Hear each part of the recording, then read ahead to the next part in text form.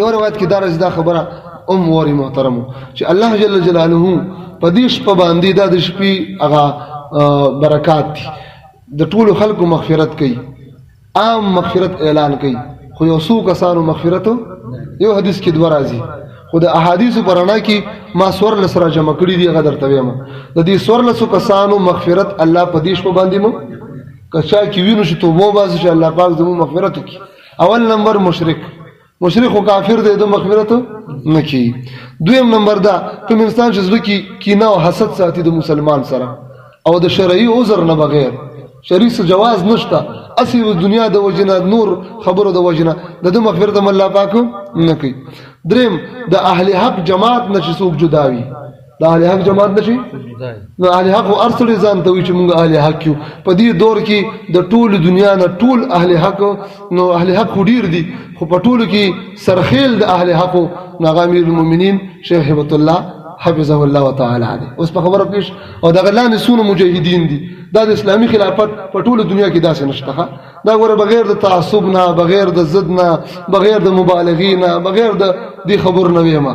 ځکه چې په ټوله دنیا کې وګرځا د اسلامي نظام د پاره سو قرباني ورکوي وایا مجاهدین دي نو سرخیل اهل حق زندانه ما چې دا نور اهل حق نه دي دام دي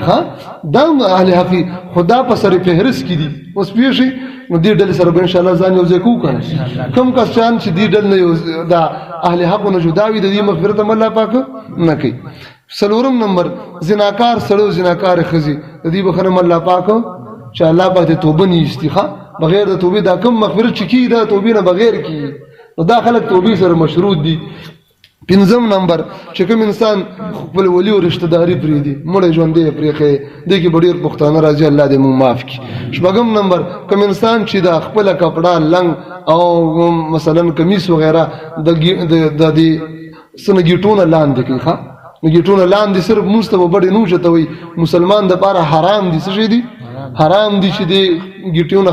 د پنسي یا د کمیس یا چوغا یا صادر وغیرہ لاندې زوړندي دا وچته د مغفرتم الله نک د مور او پلار د نافرمانه د شرابي د قاتل او جبرن په زور باندې ټیکس اصولون کې اوس پیښوي او جادوګر نجومي پالونه راوستون کې او تبلا او غانې بجانه والا ويون کې د دې سوړلسو کسانو مغفرت الله په دې شپه مو نه کوي الله دې موږ دې سوړلسو محفوظ کړي